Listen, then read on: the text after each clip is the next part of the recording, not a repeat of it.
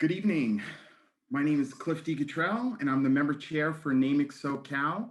I'm also director of business development for the Associated Press Productions. And on behalf of the NAMIC SoCal board, we want to welcome you and thank you for joining us tonight as we celebrate Black History Month with the Producers Corner Black Hollywood Matters webinar, bringing you some of the most promising Black producers in Hollywood. And after all, if we're not telling our stories, then someone else will. So we are thrilled that you'll be able to join us tonight for this conversation. And tonight I have the honor to introduce you to the incomparable Rose Catherine Pinckney, who will moderate our discussion. So let me tell you a little bit about her. Rose Catherine is a versatile television executive who's been both a buyer and a seller, having worked for networks, studios, independent production companies as well. She's developed content in the scripted arena, comedy, drama, movies, and miniseries, as well as the unscripted arena, alternative, reality competition, comedy, variety, talk, game shows, docuseries, docudramas, documentaries, and specials. She's highly regarded by her peers, and this Princeton University graduate and UCLA Anderson School of Management alumna is known for both her creative abilities as well as her business acumen.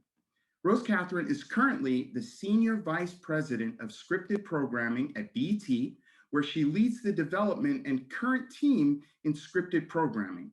So in this role, she's charged with developing new scripted content for the BET network and BET Plus, which is the recently launched streaming platform, as well as overseeing current productions. And during her tenure, Rose Catherine has been involved in a variety of projects, including Being Mary Jane, which is both the series and the finale movie, Real Husbands of Hollywood, which is the series and upcoming movie, Tales of a Hip Hop Anthology, American Soul, which is a period drama focusing on the iconic and complicated Don Cornelius, Games People Play, and the comedy Get Down, and the critically acclaimed 20s. She's also with the acquisition team on some movie co-productions as well. So without further ado, I give you Rose Catherine Pinckney. Thank you so much for being here tonight, Rose. Catherine.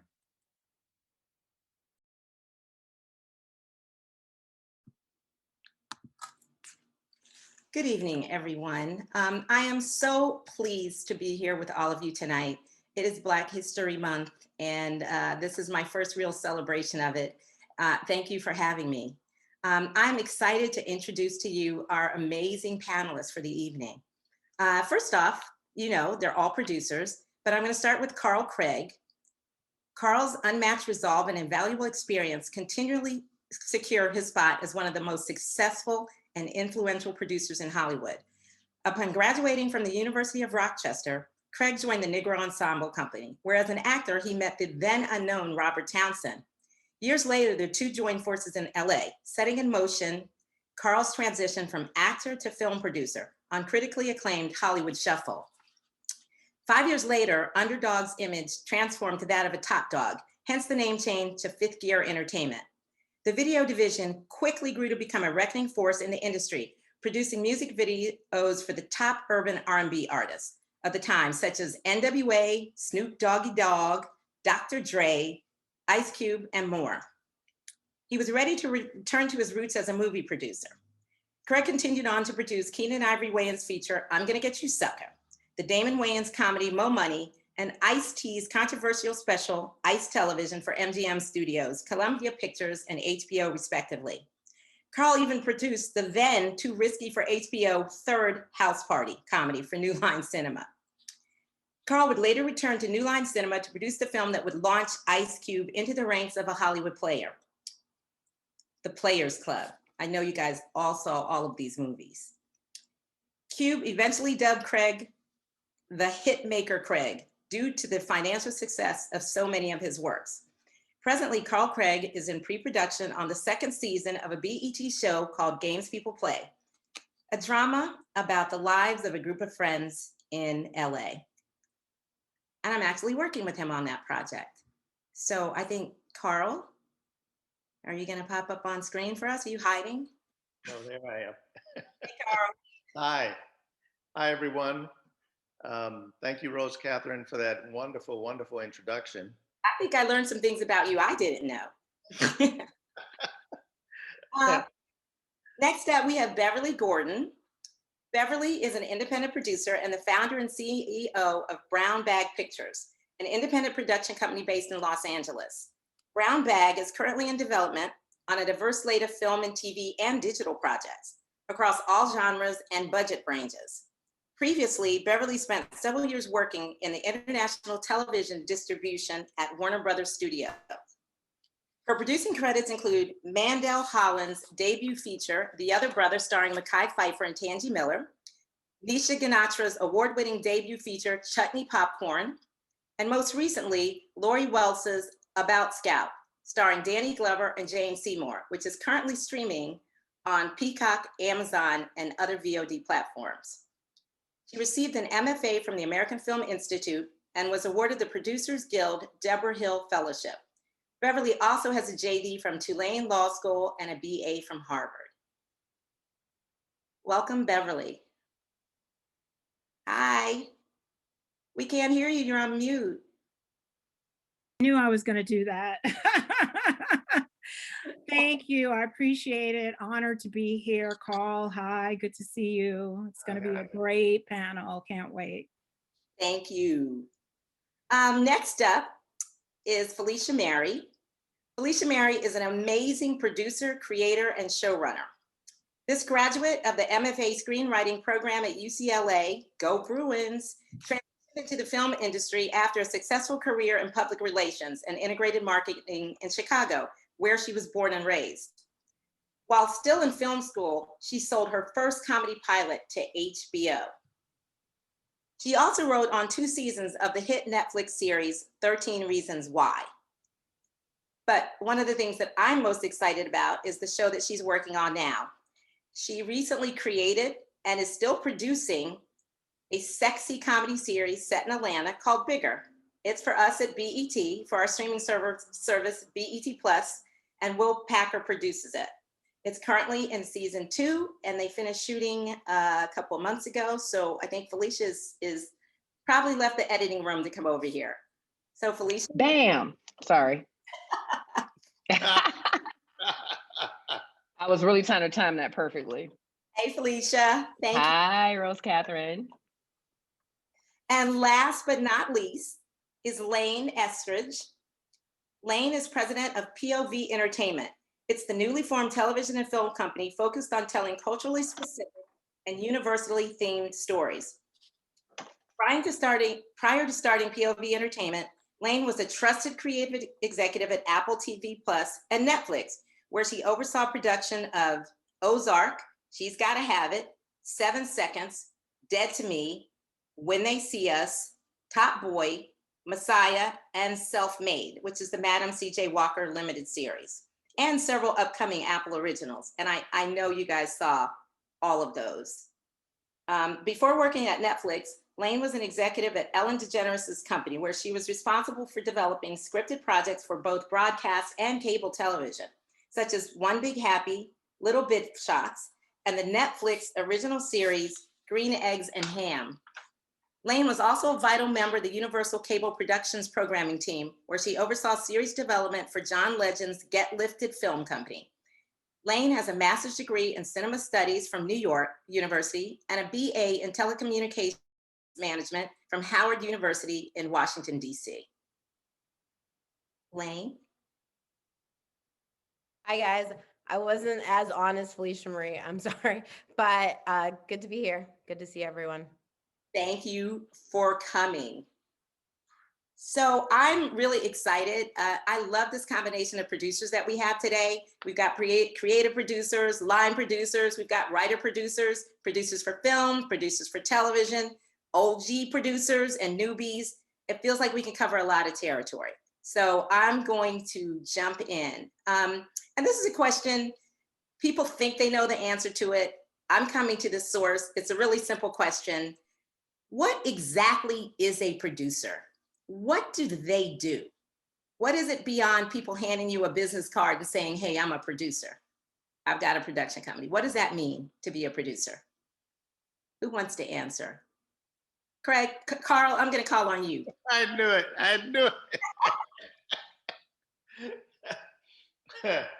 Um, well, that's a good question. I don't even know myself, and I'm a producer. uh, I think that it's someone that is in charge of either helping to put together a project. You could be the creative producer, as you once said, and or you can be the one that helps put the dream together. And that's usually what I do. I help and put the dream together along with the creative person. But yeah, we do everything from helping to find the talent, helping to find the people that are going to be responsible for the look of the picture, from DPs to sound to production design, all of it, the wardrobe. So we're responsible for all of that. So we have to kind of have an organic feel of how what we're attempting to do comes off very natural and organic as best we can. So. Does anybody want to add anything to that?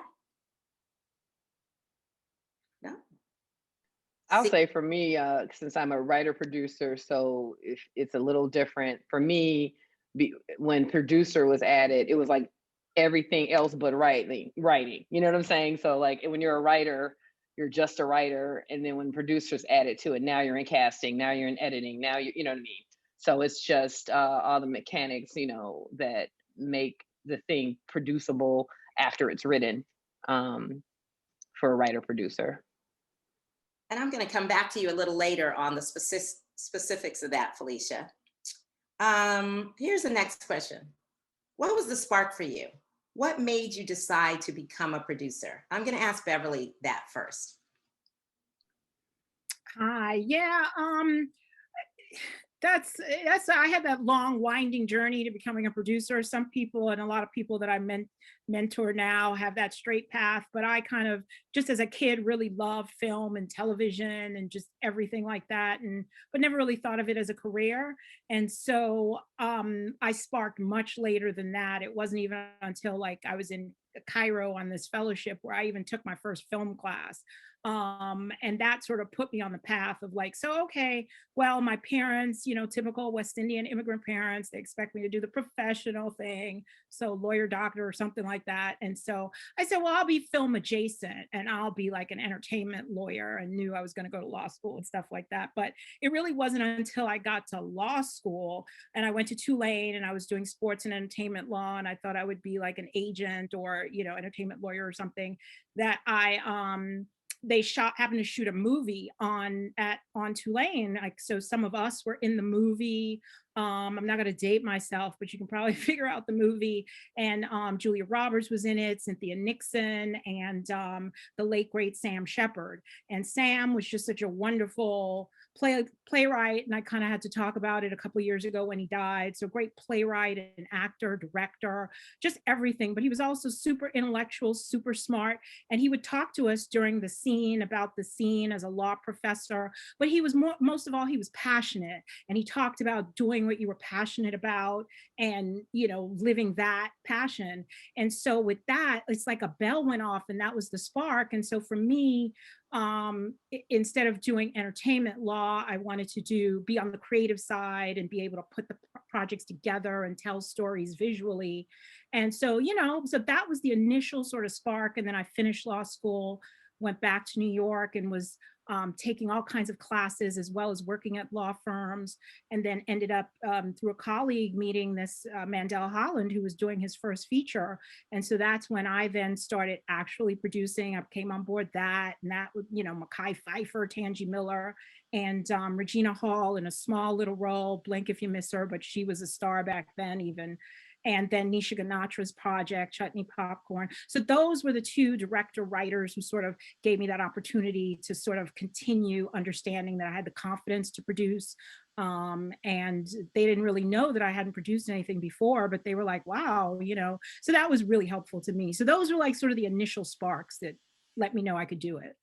Okay. Lane, you were an executive producer. What sparked for you? What made you decide to leave the comfort of the corporate world and go out into the world and become a producer? When I moved to LA, I wanted to be a producer, but I didn't really, because it is this umbrella, like catch-all term. So I didn't really know how to do it and what my entry point was.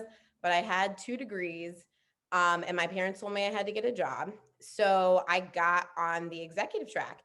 And I started out at Universal in marketing, cutting trailers. And I kind of quickly figured out that wasn't for me. I was at NBC in physical production as an assistant. I was an assistant forever. I want to say that for anyone that needs to hear that. Like forever. And again, I had a master's degree. I was answering the phone and I was like, what do I do? How do I kind of start my career?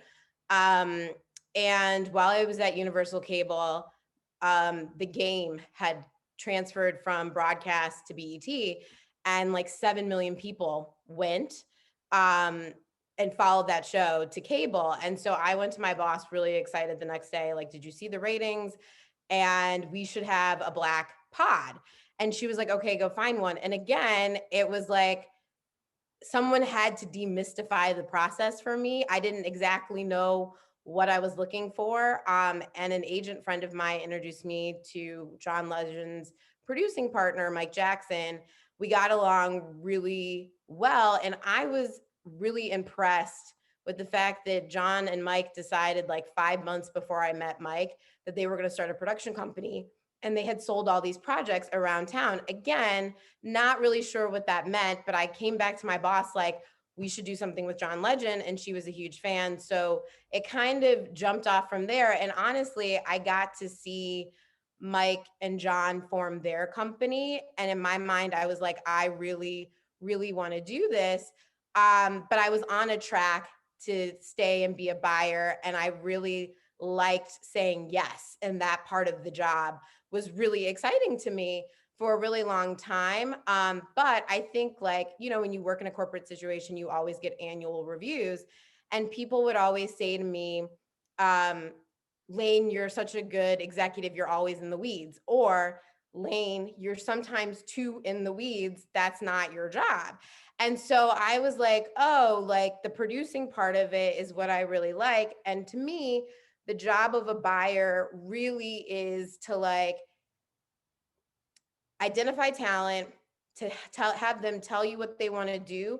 And then you're more like an editor and you really need to make sure they stay on their vision from what they pitched, right? Because that's what you want. But I started to realize at the higher and higher I went up that like balancing the idea, the story, and my advocacy and championship for that with the corporate mandates, I was like, I don't really love the corporate mandate part. And I think sometimes I did, but sometimes, that was like the part that was less exciting to me. It was more working with the talent directly.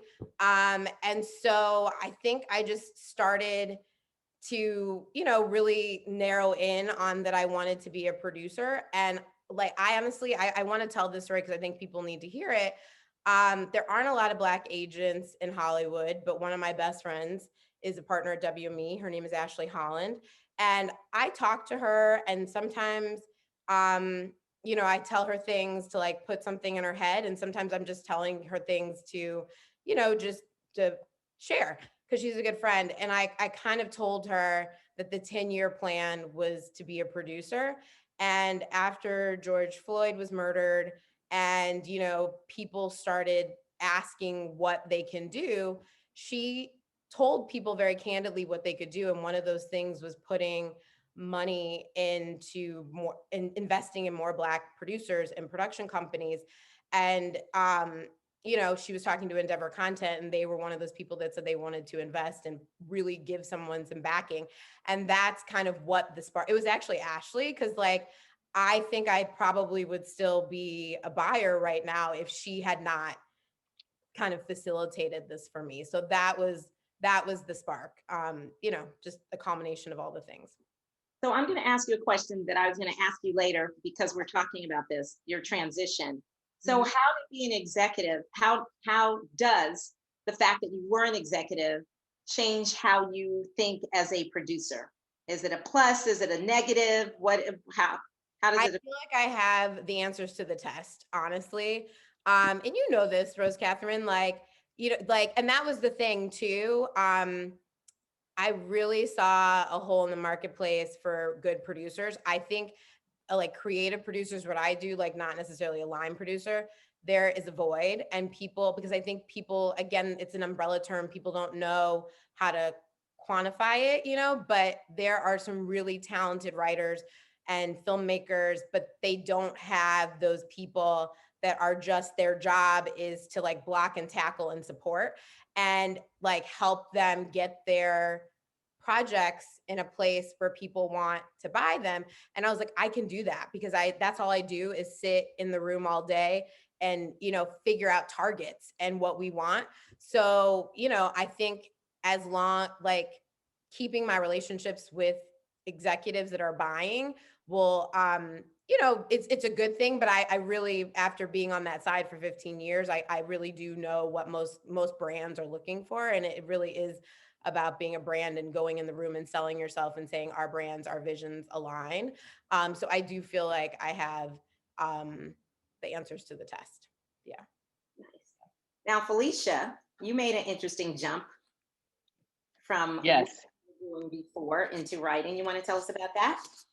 Yes, I was in PR my whole adult life until 2011. Somewhere in undergrad, for half my time in undergrad, my freshman and sophomore year, I was an acting major because I always, you know, since I was a kid, knew I wanted to do something on screen, and the only thing I saw was acting. So that was my focus. And then but I was in a theater program at U of I in Champaign, Illinois, small town theater program, and I was like, I love the theater for this education, but they really were training you to be on a stage, and I'm like, I want to be on a screen. Does anybody, you know what I mean? And so it wasn't really sort of supported, you know, and it was a tough program. And then I started to wonder, like, acting became hard once you really do it a professional, like when you up your game. And I'm like, I don't feel like acting today. Really? Do I have to, you know? So I'm like, do I want to be an actress? So that's why I changed my major at communications, ended up in PR. And that was like entertainment adjacent. And so it almost, you know, it almost whet my appetite for this business. But by the time I got to my 30s, I was very clear, like it's not it. It's, you know, it's adjacent to it, but not it.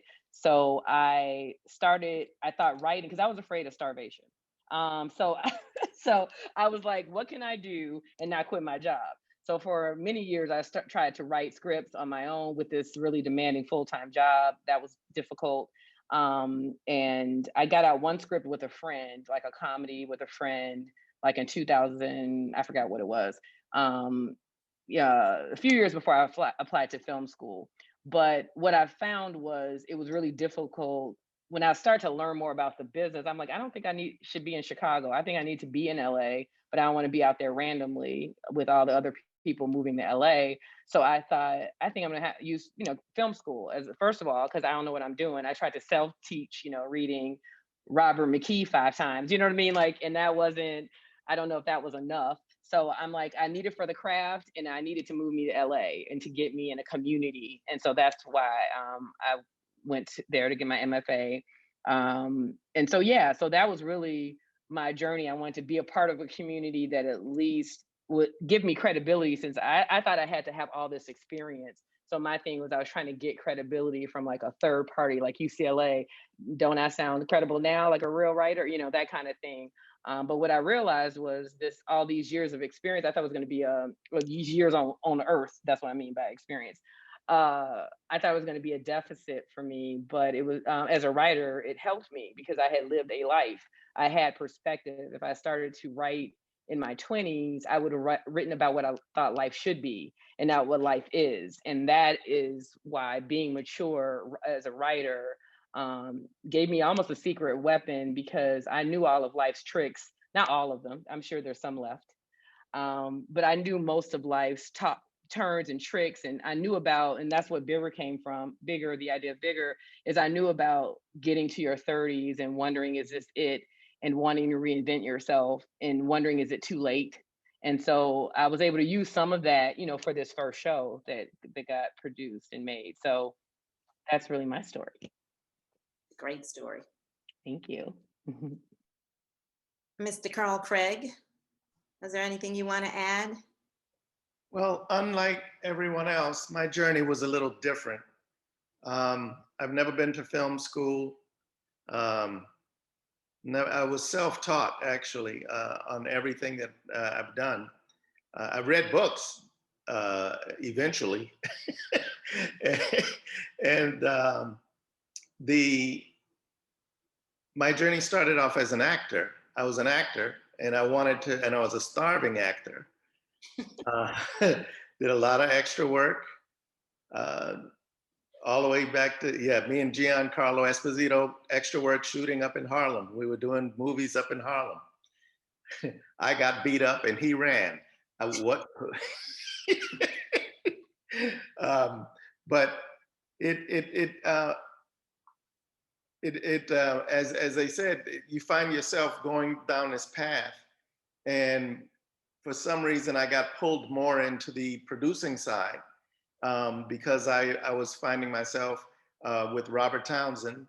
Robert put up the money for Hollywood Shuffle. And it was my idea to put it on credit cards because it was, I actually always said it was a godsend because I was listening to a talk show about how to buy a house on credit cards. And I was like, hey, Robert, we could get the rest of the money if we use credit cards and then pay it back. But there's no guarantee, by the way, that you're going to get that money back. So he was a working actor at the time, so he didn't really kind of care at that time. So he just took the risk, and I'm kind of, very grateful that he did take that risk because I doubt if I would have taken it. But that journey started me off in the producing area, and here I am today. Thankful. I have to believe that one of the reasons he was willing to take the risk was because he had your partnership. What you could do. So if he's going to risk it with a friend that can help you get the job done. Yeah. I mean, we did some crazy things. We were laughing about this the other day because Robert directed one of the episodes on American Soul. And we were laughing about it, how we have scars till this day that we picked up from Hollywood Shuffle. I am very fearful. As much as I pull permits all day long for locations, we couldn't afford to pull the permit back then. And we were always looking for the police. Which way? Look out.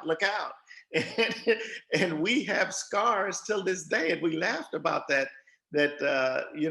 you just can't get rid of that. No matter how much you pay for the permit, it doesn't matter. Hilarious. Yeah. So did any of you have moments where you wanted to give up? And if so, what made you stick with it? Because here you are. There's no major setbacks. Felicia was like, no, once I started, I was too old. I'm like, no, this gotta work. My dad is a really big influence on my life, and he has always said, do it scared. So there has been a lot of times where I've been like, this is really freaking me out. But I think that just his words kind of propel me through. But I said I was an assistant for a really long time. Like I was in my early 30s, and I was a top assistant to watch, which was mortifying because my peers were executives to watch and I was an assistant to watch. And that actually was a watershed moment for me because I was like, I have to get off this desk. And then once I really did kind of like double down, I started to leapfrog people. So it all worked out, But yeah, no, that was a moment when I was a top assistant to watch at 31. And I remember I spoke to the reporter and I was asking all these questions about age, which no one else did. And I was like, so are you going to put like Lane Eskridge and then my age, or is it going to be in it all? Why did you ask that question on the form you had me fill out saying I would be okay with being in this article? And that woman, the first thing she did was put Lane 31, and then she just like kept going. And I was the only assistant in that grouping who had their age in it. So she and I was so angry. Yeah, it was terrible. So yes, there were moments that like getting off the desk, that transition from assistant to exec, I was ready to quit a lot because my peers were executives already. So yeah. Beverly, it seemed like you were going to say something. Well, I was just going to say, just first to piggyback a little off of what Felicia had said before, that credibility thing is real, because I kind of did it backwards, and sort of like after I had done these movies, very indie sort of things, then I went to film school. I did a small stint as like an assistant to Morgan Freeman's New York Director of Development. As it turns out, that was fortunate because she wrote my recommendation to AFI. But it was like, I was like, how do I get to LA? What's next? And a friend who was at AFI said, well, come to AFI. And that's how I ended up doing that, the film school thing, doing it backwards. Just a lot of it was credibility, because it's like people are like, oh, she's the lawyer, she doesn't really produce, you know what I mean? So it was getting that knowledge and credibility. And then with respect to what Lane was saying, it's like I went through, and fear and living, like what's scaring you is that it's like, go through film school and every day was hard. There are many times, at least at AFI, because we were constantly making something or crewing on somebody else's project. So I didn't talk to some friends for like 2 or 3 years. They were like, well, where's Bev? And then the fear of trying to it would have been great to be an assistant. Like what you did is what I tell my mentees now, be an assistant, get to an agency or something and do that path. Don't do it my way. But I couldn't work for $500 or $600 a week. Like back then, I just couldn't do it. So the fear of like, okay, well, I have a production company, my my thesis won a Student Academy Award and was like, got some notice for like this long. And then it was like, but the fear of like, okay, now I got to get my own projects. I got to do stuff. So that was like really the fear kept me going and not wanting to be a failure. I have friends who are big lawyers and doctors and all this. And I'm like, oh, she's doing what? She's a filmmaker? She's a producer? What is that? So anyways, that's my little 2 cents. Felicia or Carl, do you guys want to add anything to that? For me, I think because if I had come out here in my 20s, everything happens for a reason, I might have felt like giving up, because I would have thought I would have seen my friends, like what Lane said, I would have seen my friends buy homes, because they all bought homes in their 20s. You know what I mean? Like, and that would have freaked me out, because I don't like that feeling of being left behind or something like that or whatever. Or I would have thought I needed all the things, the car, the house, blah, blah, blah. I had to get the things, the car, the house, all of that, and be like, I don't give a shit about this. You know what I mean? Like, and that I don't give a shit about this. I never looked back, because I accumulated all and still wasn't happy. And so that is what drove me. And I didn't have another option. I had done my other option first. You know what I'm saying? So that's really why I never really considered it. I was terrified. I was terrified that I'd be forced to quit. I never thought about actually voluntarily quitting. Because I was, I sold that pilot. So I was like, oh, this is what I do. I sell pilots to HBO coming out of during film school. Then it didn't go. And then I couldn't get staff for like 2 years. And I was like, oh, I'm gonna have to take a day job in PR in LA. Like that was the scariest part. A PR job in LA at an ad agency. I was like, oh, this is not the plan. This is not why I'm in LA. It's not supposed to be PR and palm trees. So that doesn't go together in my head. That's my old life. So that's when I was back on conference calls with that BS language. You know what I mean? Like corporate language. I was like, oh my God.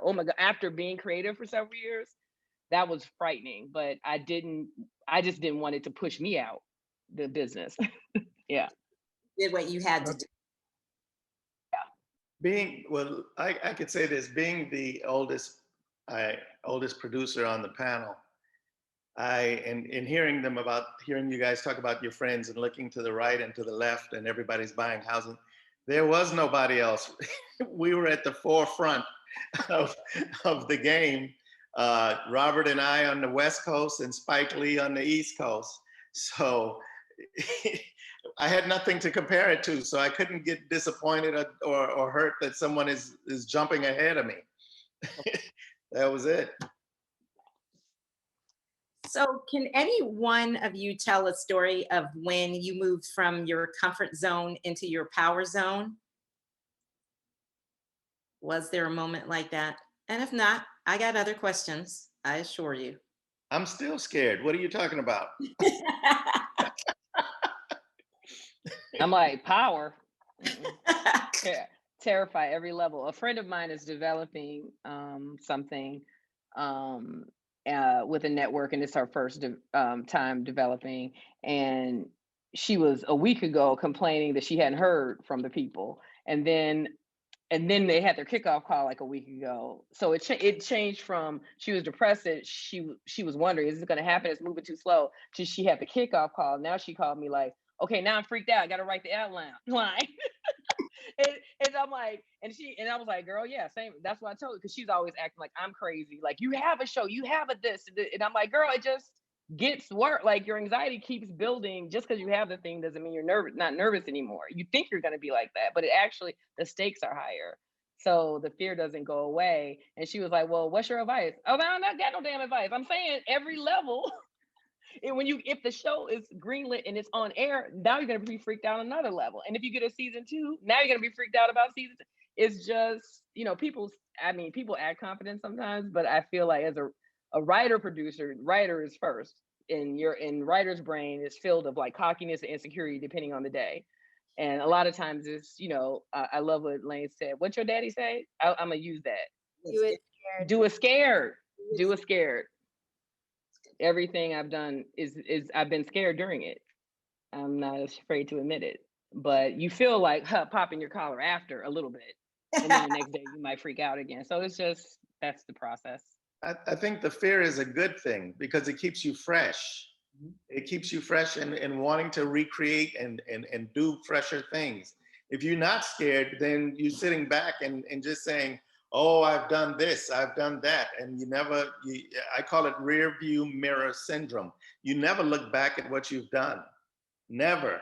Always look forward. That's what you have to do in order to keep it going. And that's what keeps you scared. I'm going to write that down. Don't look back. That's great. Next time Felicia is not trying to take one of our notes, I'm going to be like, aren't you scared? Don't use it against me. Okay, so I have a question I want all of you to answer in a brief way. Finish this sentence. If you want to be a producer, then you must what? Must be crazy? No, I'm kidding. What must you do? I'll take it. I'll say for me, I would say have or develop absolutely great material. Work with great writers or directors, and Nice. I'd say learn and understand that there is no one road to the point that you have to get to. Understand that. And if you keep those options open, then you will get to being the best that you can be. Okay. I would say network, because it's really, you can't do your job without the talent, and you're not helpful to the talent if you can't push it forward. So network. Yeah. And networking at all levels too, like, vertical, like what do they say? Like, network at your level and then above. It really does. I mean, I'm a testament to it. Like, one of my friends is, helped me with my next step. So across and up too. So that would be what I would say. Good. Felicia, you want to take that one? I'd say, and this is probably me as a writer saying taste, because I think that's what it takes to be a successful producer. And it's going to lead to giving good notes and making the same project, making the same TV show or movie or whatever it is, like with whoever your partner is, so that you're making the same thing. Your tastes aren't in different places. Thank you. Okay, so let's go a little bit deeper.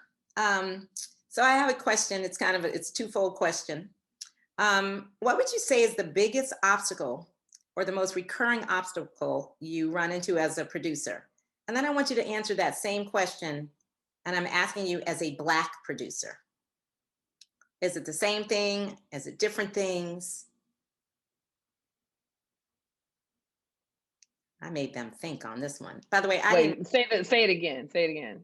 What would you say is the biggest obstacle or the most recurring obstacle you face as a producer? And then answer that same question from the perspective as a Black producer. It might be the same thing. For me, from the indie producer level, I would say, of course, a lot of people have these challenges as well, but it's like getting to the financing, because I'm out there pitching or trying to get my equity people and put it together, pre-sales, whatever, trying to, make it work. So the financing, and then as a Black producer, I would say it's kind of like it's people recognizing that you're the producer. So at least on my projects and different things, it's like you're kind of like, oh, you're the producer, and then also the material that you're telling me. So like my last feature, it was a white director, female director, and it was just a story about a young girl, coming of age story. And it was, oh, you're producing that? Oh, how did you? So I'm not doing like maybe an urban story or something else that they expected that maybe I would be producing. And I'll tell you just a quick story. When we were trying to get additional financing and more stuff, we had lost some financing and getting additional equity, and we had a meeting with this company who was going to come in and give us post-production money. And it was set up by one of my producers who I brought on the project, and he knew them. It was his contact. So they were still downstairs parking, and I was upstairs in the waiting room. And I guess the receptionist said, oh yeah, your next appointment is here. So the two white gentlemen, opened the door to the room, saw me, I stood up high, and they said, oh, you're the producer, you're who we're meeting with? And I said, yeah. I said, my partners are downstairs, they're parking. They said, okay, they closed, we'll be right back. And they closed the door. So it's like, okay, well, what was the big deal? Did you not expect a Black girl? So that's my sort of stories, like that expectation that, oh, you're the producer, you're the lead producer, so. Wow. Anybody else got a story? Even just as being a producer, even if it's not the Black producer part of it. I don't know. I'm a little strange, I guess. I have a thought process that I don't see obstacles, Rose Catherine. Okay. I don't see them. I go in and if there is something that pauses me, then I shift it. I do a paradigm shift to go the other way. I keep changing it until it's no longer in my way. So I can't recognize it at all. Okay. Yeah. That makes sense, because producers are problem solvers. So what is an obstacle to somebody is a road bump to you if you're around it. Yeah. Interesting. Anyone else? I have more questions. So how are these conversations about inclusion and equity affecting being a producer? Is it helping you right now? Is it hurting you? Does it mean anything? Have you gained something from it? Have you not? I'd say it's been helpful to all writer producers, just because it's not seen as, oh, that's Black, as much anymore. And with there being so many content outlets for content or platforms for content, and I think even Black Lives Matter, and all these discussion around white privilege, and I think people are more open and thirsting to see different people on the screen, even if they're not people of color. Mm-hmm. Or they're interested in your world or your life, or and they'll give time to shows. The past few years, they'll give time to shows that they wouldn't typically, or they wouldn't think is for them. So I think it has been helpful. It's hard for me to separate producing from writing. Mm-hmm. But yeah, there are ways for writers that it's been helpful, and also limiting, because people become the token, like, what I'm saying, person in the room, or that sort of thing. But yeah, I think it's been helpful, because I feel like people are more open to content and not just seeing it as only for Black people. Excellent. I was going to say, when you bring up tokenism, I think that this past year has like skewered tokenism and put it on blast, because I think what we're finding out is there's a handful of people on every side and every job that the studios and the networks trust. And the good thing for those people is there's like a bidding war for everything, and everything is just like, they're like, everyone's dying to work with those same people. And where does that leave you as a corporation if you don't have access to that individual because they're in a deal or whatever? And so I hope that these conversations, I think they're still getting organized. I think they're still in beta phase, which is unfortunate because it's 2021. But I hope that I hope buyers will take more bets.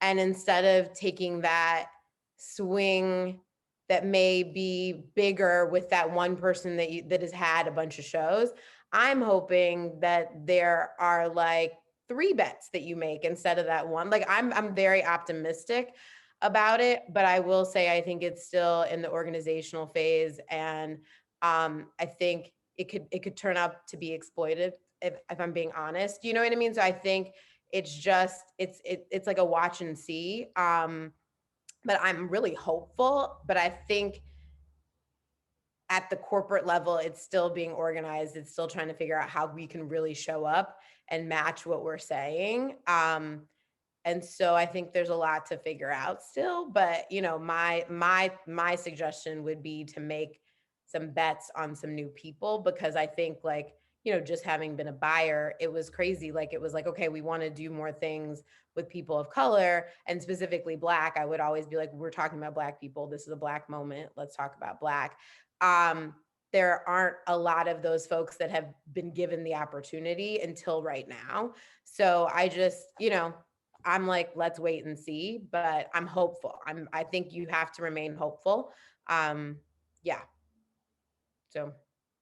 Great. Oh, sorry. I don't know if we're wrapping up, but just to piggyback off of that, I was going to say, I would love to see, so you have, I guess, what's akin, like you talk about pods, and you have what's akin to a, I call them, because of a producing deal, a studio, akin to a studio deal, because you're at Apple, that's a studio, new studio.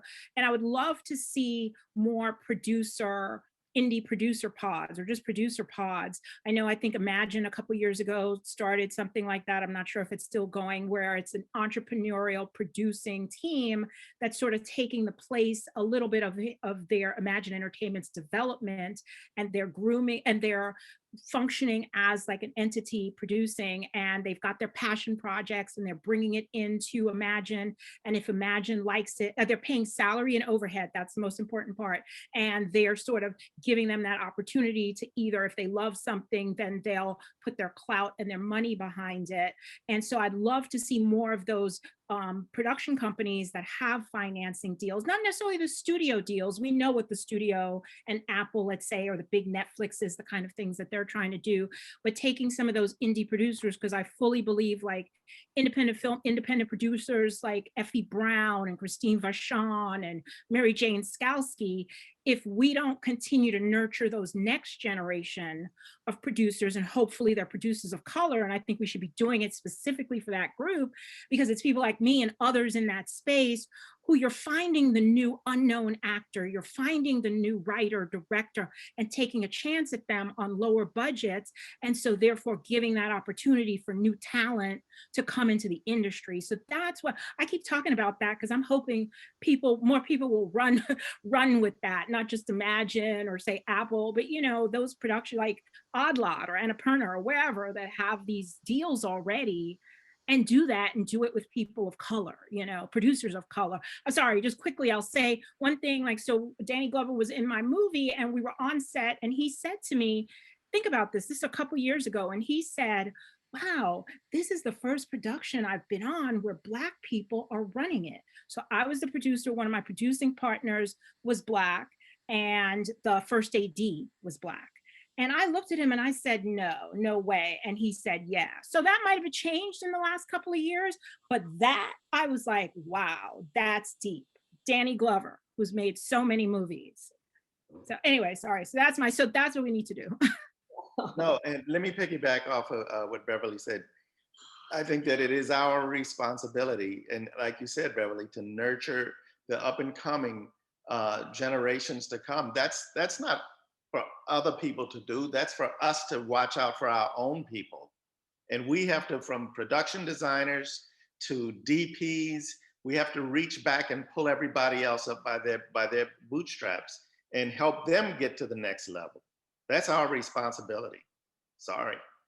I agree with you, Carl and Beverly, but what I would say is that some of us have to work within the system. And so I think, you know, knowing your lane and seeing where you can be helpful is good. And so if you can, you know, if you can get into the system, I would you need people that are going to advocate from within. So all of us can't be independent. You know what I mean? Like someone has to work within the system. And sometimes it does feel like social work. I'll be the first to say it, but some people have to work with the system. Yeah. That was very honest. I think, okay, so I think that we're supposed to go to a Q&A now. And I have one question to ask at the end after the Q&A. I hope I can do it that way.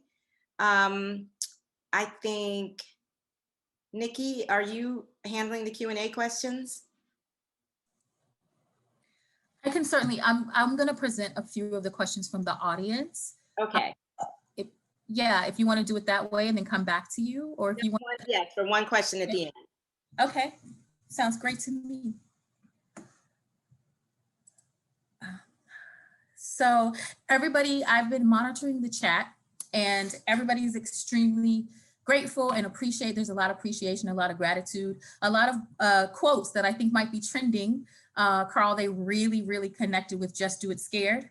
That resonated with a lot of people and they really appreciated all of the backstories and they were rooting for this, you know, this has to work.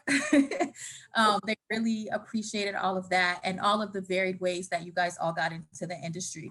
One of the common questions that it seems that they were asking is where you're seeking and getting your material. They've asked us several different ways, asking where you're getting your material, also how you're choosing who you work with, encouraging, like asking whether or not as Black producers or producers of color, if you specifically seek out co-producing with other producers of color. So it's kind of like a double question, but how you select your projects and the people that you work with. And I think that's for anybody. They've kind of been asking it of everybody. So anybody who wants to take it. I could say this. Currently, I'm working with some fantastic producers, Debbie Evans at Daylight Media, with Tracy Edmonds and Vanessa Middleton. They're really, really strong producers. And I think that it's sort of like it was a good blend when Debbie called me about, you know, joining the team. And I said, sure, why not? I like what you guys are doing and what you're all about. So it was a very easy select for me. I guess when people, you know, when you've worked as long as I have, people, you have a little more choice, I should say, than, you know, than someone just trying to reach and grab and push it through. So that's my story. I'll answer. I'm constantly, as most producers, life is a potential story. So I'm constantly reading things, articles, events, newspaper stories. So that's one way. Books, I have several IP books and that I've optioned to turn into TV series or features. So that's something that I'm constantly doing. And also like, sometimes exactly as Carl said, other producers will either send me something or want to, you know, that they think that I might be interested in. And other times it's like they have stuff that they think I can bring value to as a co-producer with them. And they'll want to find out my thoughts on it. And also, I mean, for producers out there, you have to get it where you can. I'm a judge for the Page International Screenwriting Competition. I judge at the final phase. There's about 10 scripts at that point. And I've optioned several scripts from the Page. I find like the writers are wonderful. And so you talk about unknown writers. Some of these writers are really on the thing. And I have two now that I'm working with that I'm like, why are they not in Hollywood? There's so much crap that we're seeing. And so I was talking about one writer and someone was like, are you his manager? And I was like, no, but I would anything that I can do. But again, something that the writers in the audience should also know is that if you're primarily doing features, a lot of times there's a little bit of a barrier, and people can tell me if I'm wrong, to getting an agent or a manager, which can take you to the next level, because unless you're actually doing series, writing pilots and specs, it takes a little bit of time to get a feature made. So a lot of writers and agents, they want to be able to push you out as, it puts you in writers' rooms, start getting their feet, and, they want you to be succeed. But I'm just saying, so that's also a barrier. So if you're primarily doing features, also think about doing some TV pilots or stuff that you get into some TV as well, because I think that'll help you as well in getting an agent or a manager. But for me, that's how I see page scripts, people are sending me stuff, or books and stories that I auction myself. Yeah. So you're talking about any kind of competitions? Right, definitely. I'm sorry, competitions. Page is a great one, Nickel, but all of them, Final Draft, you can Google and see the top 5 screenplay competitions. I don't think you should send your stuff off to every competition, because a lot of them charge fees, and I don't know it's necessarily giving you bang for the buck if nobody's ever heard of it. And also try to do competitions that give you feedback. So I know Page, the earlier rounds, because I know several readers will read and give you feedback on your script, so you can understand why it worked, why it didn't work. And the last piece of advice, keep applying, because there's judges like me. There's a slate, there might be 10 and we score it, but the next year there might be some different judges, or you might score differently, you might have changed the script. So that's just my advice.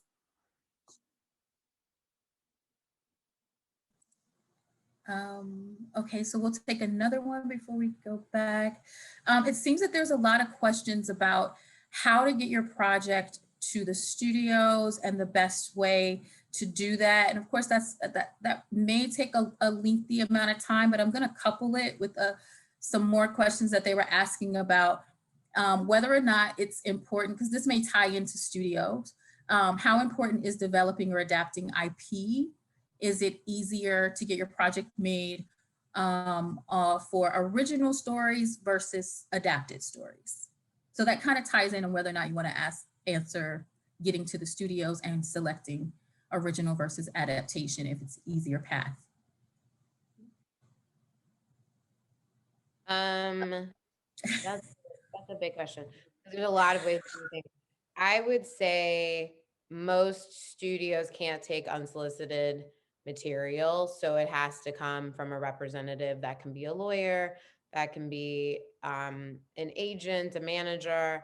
But then I would also say a lot of the material that I saw from like new people were folks that had done something independently that had gained an audience or eyes.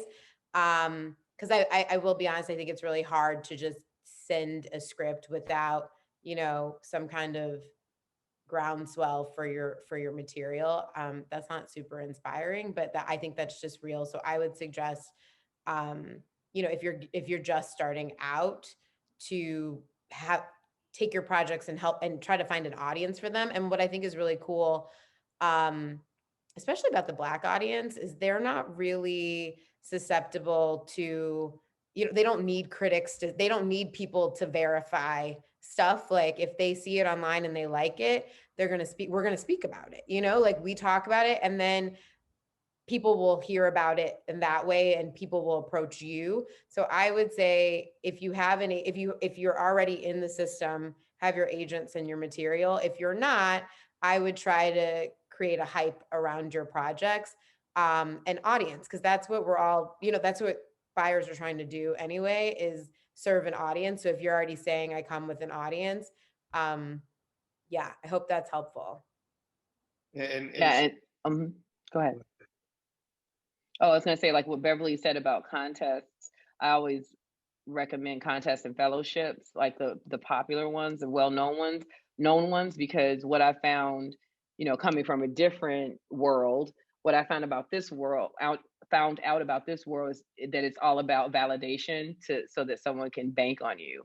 So like third party trusted validation, usually like reps are the obvious validation. If you're able to get a rep, it's like, how do I get a rep? Well, they have to find you. Like this, like asking people to refer you, you could do that, but that's really weird and awkward sometimes. So, you know, like through a film, I'm sorry, go ahead. Why is it weird and awkward? Explain that. It's just you're pressuring people that don't want to tell you no to read you, and it could be awkward because they could not like your stuff. So it gets weird if you ask a writer, you know, can you recommend me to your manager? Well, hey, I haven't even read you, and you just have this random ass script. I mean, you know what I mean? It just gets you know, like you didn't really, you just wrote a script randomly, and so you don't have. So it's just all these things you have to consider because the person you're talking to knows how things work and you don't, maybe, and so you're putting the pressure on them. I remember being in film school asking a teacher, because I didn't want to ask them to recommend me to a manager. Some felt like, I don't think people do that often. I think so I asked him, how do I get one? And he was just like, keep writing, which I thought was a damn trick answer, you know what I mean? Or a joke. But that's really what it is. But he could have added to that, keep writing, and when it's good enough, submit it so that you can create heat. You will hear that in Hollywood a lot, creating heat.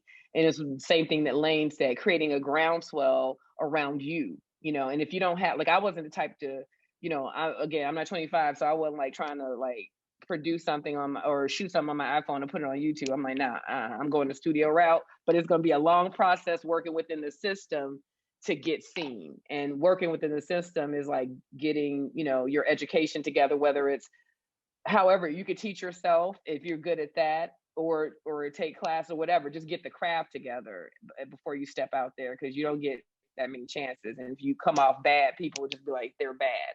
So make sure your work is tight and then submit it for feedback, and you can get the work better. And if you start to place in the right contests or fellowships, or if you go through a fellowship, you know, program, you could bubble to the top if you do well in those things. And that's what, and then managers are looking at the list of winners for certain things, you know what I mean? Or who's placed in South by Southwest or whatever.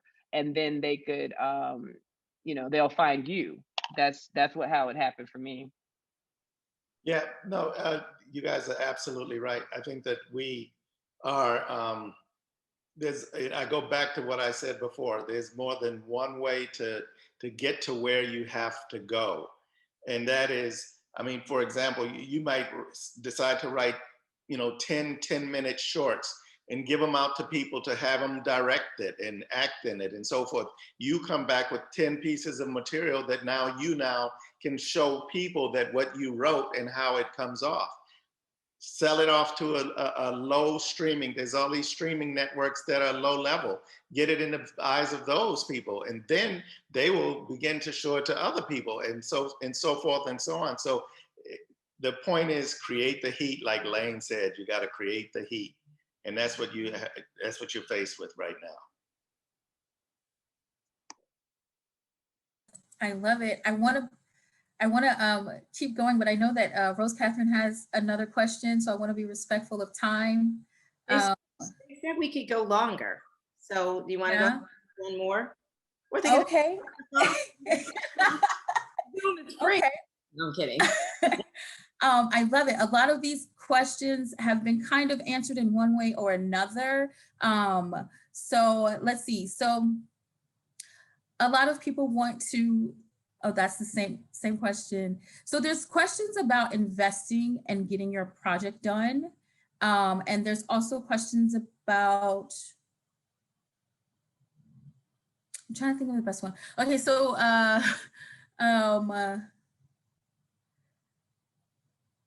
yeah, okay, so when someone who is, and I'm gonna ask this for someone who's interested in knowing, they want to option a project and they want to start to produce a project, and they're not a writer, they just wanna know. So I guess the question is advice about how to get your project done the indie way.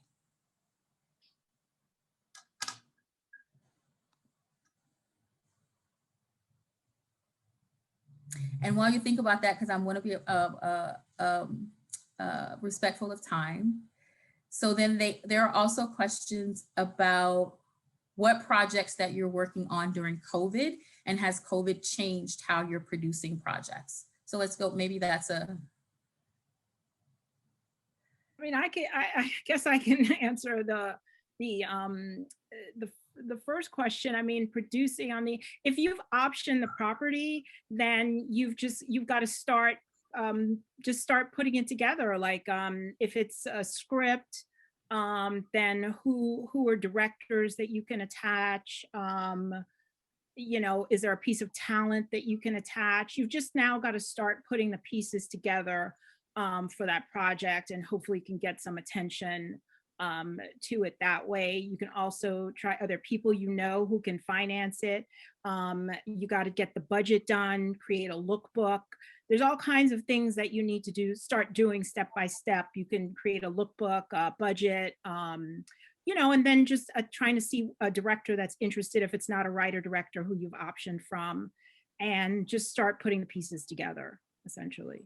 I actually met with a really resourceful writer director team, and they told me that the first step they did was reach out to casting directors, and then have those casting directors read the script that they were trying to get produced. And I don't think you have to pay I think you can do deferred payment. This is what this team had talked to me about, is basically there's an agreement that once we get financed, the casting people will get paid. So it kind of incentivizes them to, if they like the project and they think that they have relationships that they can cast it, you know, like you can get those letters of intent, or get that attachment that then will help you get financing. Because I think like packaging equals financing a lot of times, not just a script. And when I heard that, because I don't come from the indie world, and that's one of the reasons why I originally did not go the film route, because I didn't want to raise money, like, if I'm being honest. And so that was so interesting to me, and I was like, oh, casting director, that might be a route to go. And you can, I suggest looking at credits of films and series that you like, and saying, oh, I liked the tone of that, or clearly that casting director knows that star, and reaching out. You probably won't work with the casting director whose name is in the credits, but they will most likely refer you to their associate. And that is somebody who is also, you know, starting out and wants those projects too, and to put their stamp. So I think there's a symbiotic relationship there. So I might start with casting directors. Yeah.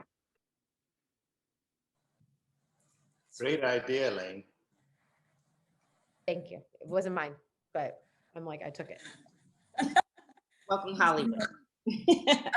And then I'll ask one more, because I think you've kind of answered this, but it keeps coming up. A lot of people want to know, so maybe a different way to answer it. They want to know, Carl, you mentioned no obstacles, so that seems to resonate with people. And they're asking if you've ever had to compromise your creative vision once you already sold a project. So basically, what did you do? How did you pivot? So how do you pivot when you come up against obstacles that are deviate from your original vision? Okay, can you hear me? Okay. I don't know what happened here. Okay, so there was an obstacle back in Hollywood Shuffle days where we had a lot of SAG actors do work on the film, and we were a non-union show. So when the film got picked up, what happened was the actors were going to get in trouble with SAG because they worked on a non-union show.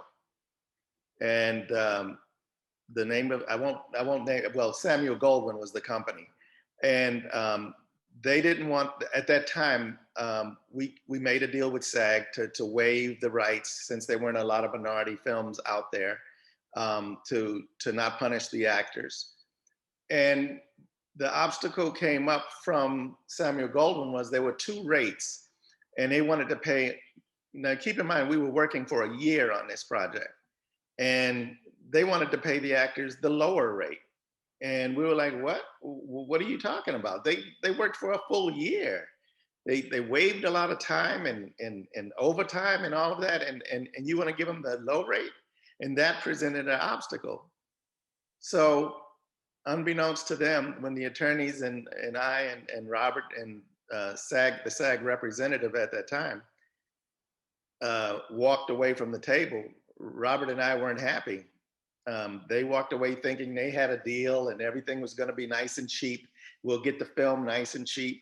And we went back into the SAG rep and we put it on the line. We said, don't do this. Don't give them the opportunity to do it for a lower rate. If you're not going to do it for the higher rate, then don't do it at all. And that's when they came back and everybody acted all surprised. The next day we were sitting down and they said, so do we have a deal, SAG? And SAG said, we want you to pay the higher rate. What? No way. And they were so angry, but we made them pay. And we're glad we did because they worked really hard on the show. So that was one obstacle that we had to get around in order to make peace with ourselves and with the cast and crew.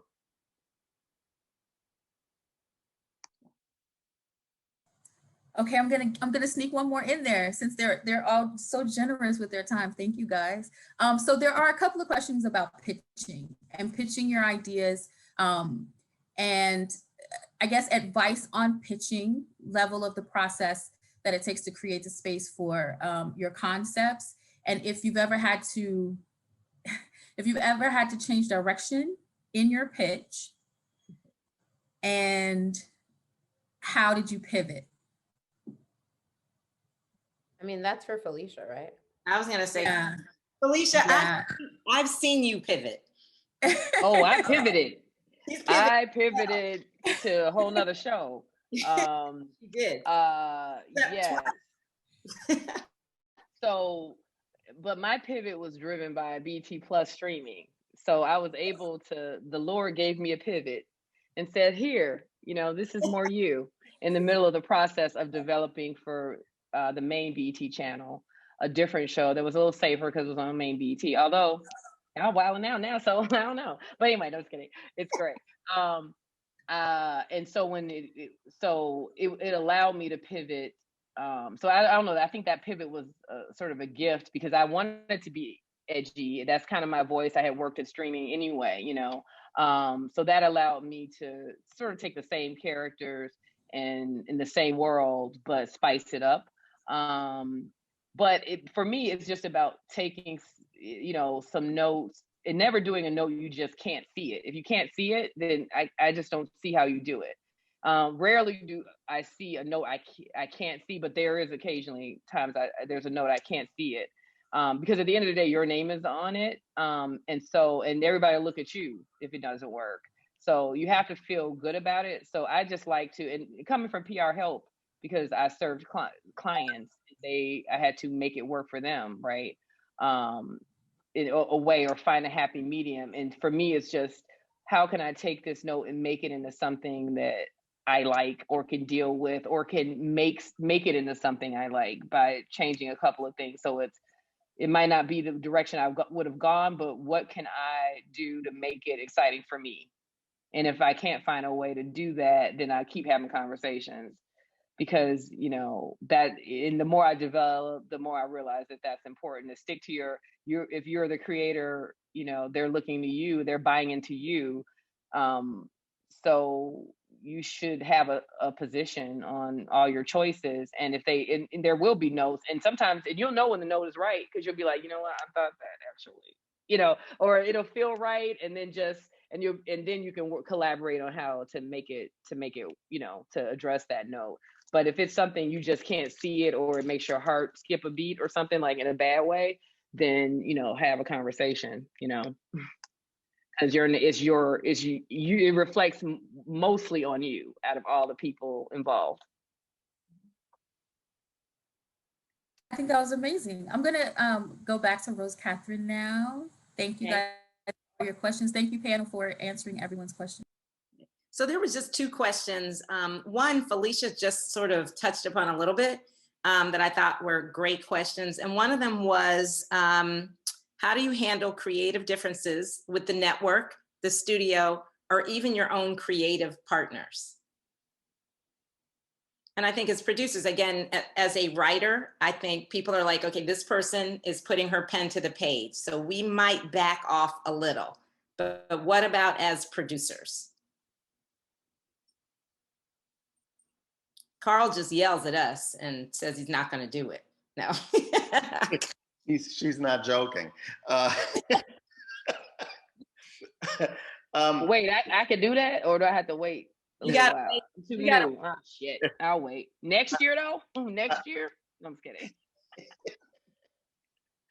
I think that for me, to help keep the peace between producers and everybody, like I usually use this mechanism that kind of like resonates when we get into trouble, and that is, I ask everyone to give me at least 7 adjectives of what they think what we are doing, and how it applies to what the show is. Doing that, when we start to deviate and everybody says, hey, I got this crazy idea, we should go running down the street butt naked. And then it's like, wait a minute, that's not the show.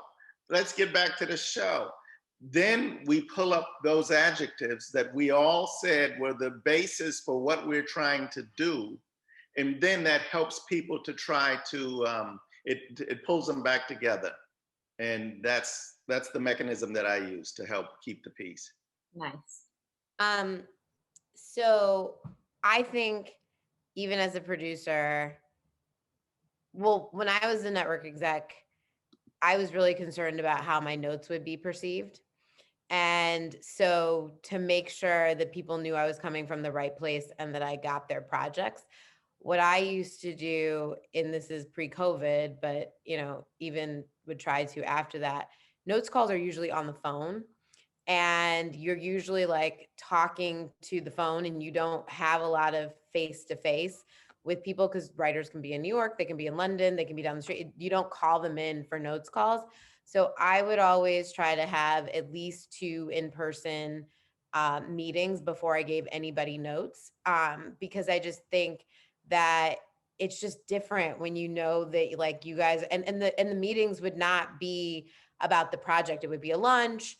It would be like just to come in and talk. And that was one thing that I was like, even though I'm not a network exec, I'm going to apply that in producing. Like I'm going to have a relationship with whoever I'm working with. It's not all just going to be about the business, because I think when you know people as human beings, like conversations go better, notes understood more, or you understand where they're coming from better. So again, I think it goes back into that networking thing, because I think you can almost say anything, like even as a creator, if people understand where you're coming from and how you say it. So like I always try to start with that human connection and that relationship. And I think that helps to diffuse problems. Like when things get tough, it's like, but I know this person, they're on my side. They care about this and this project, you know what I mean? Like this. So that's what I try to do is try to connect after we've decided we're going to work together, connect a couple times just as humans, outside of the work. I think it helps. All right. Anybody else? Okay. So the last question, you knew I was going to ask it. What is that 30-second piece of advice you would give to producers, of whether they're newbies or been in it for a while? What is your advice for now, for 2021, for dealing with COVID, for dealing with social justice and the state of our nation? What kind of advice would you give?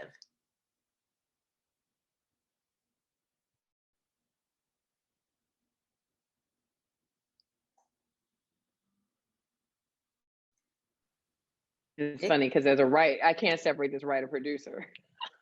Because I'm like, as a writer, just write what's in your heart, soul, and what you're obsessed with, whether, you know what I mean? And then you end up producing it, because I don't just go out and, but I do want to produce other people's projects. So I would say,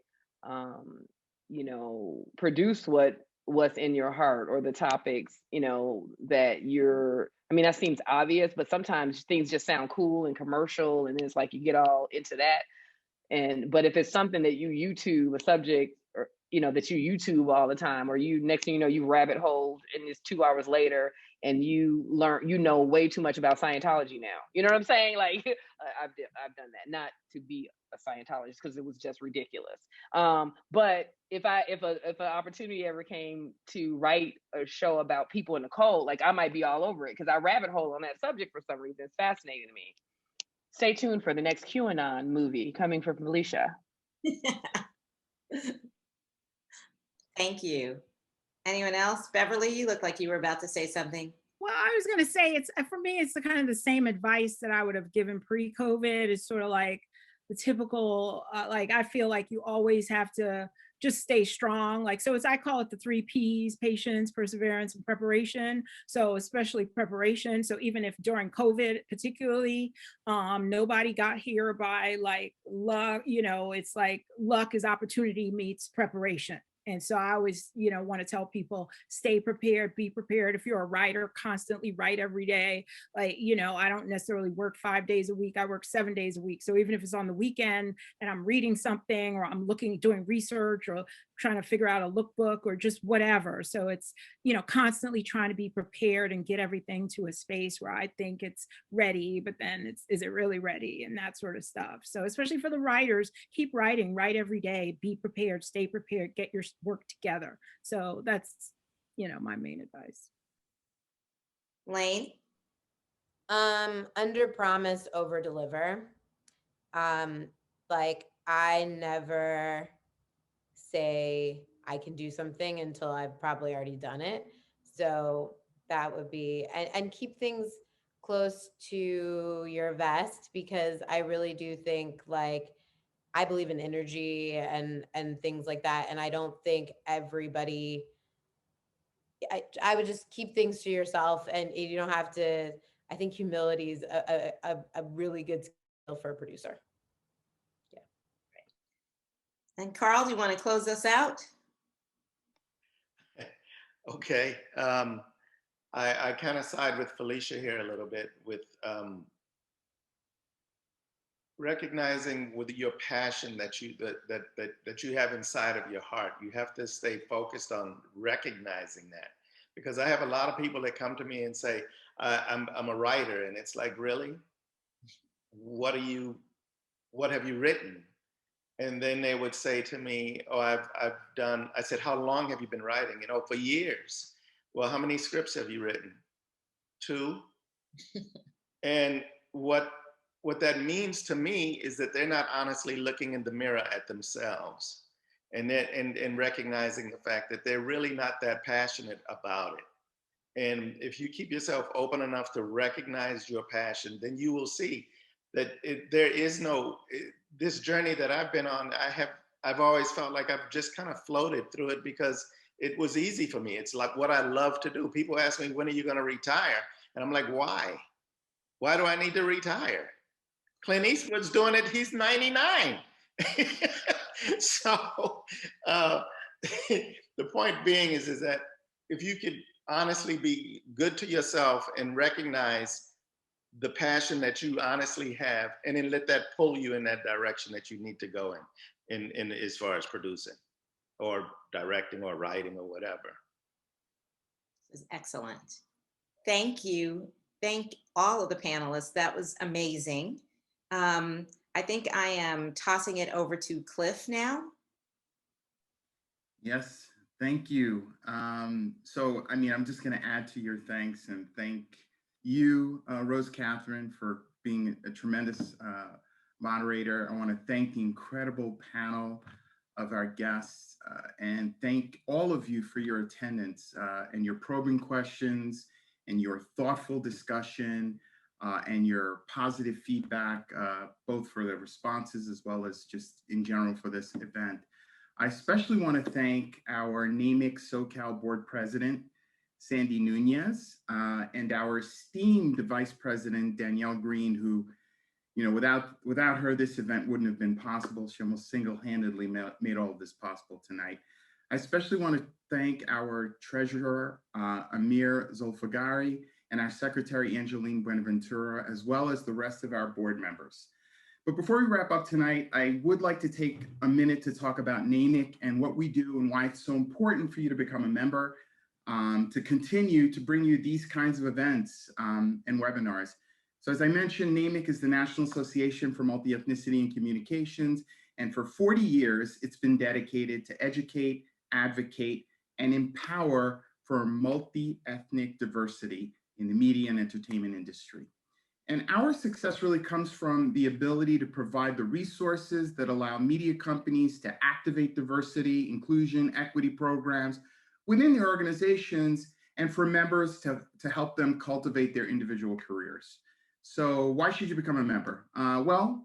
As I mentioned, it helps us bring you these kinds of events like this one. And we invite you to join one of our 6 committees and help design and produce events like this one. NAMIC SoCal connects you with hundreds of professionals, and you'll have the opportunity to meet potential hiring managers and people who are just like you. So here are some of the benefits of NAMIC: exclusive mentorship program, leadership development, discounted pricing, members only job bank. Again, you're being part of a like-minded community of professionals in the industry, networking opportunities. We have an expert directory that gives you access to more than 4,000 industry professionals, complimentary online learning, and then voting privileges to get the board voted in. So this is my plea. Please become a member today. Don't wait. Go to namic.com or namicsocal.org to learn more about NAMIC and how to become a member. And thank you so much for everyone for your participation. And I wish you all a productive and healthy 2021, and go make that dream happen. Thank you so much. Bye.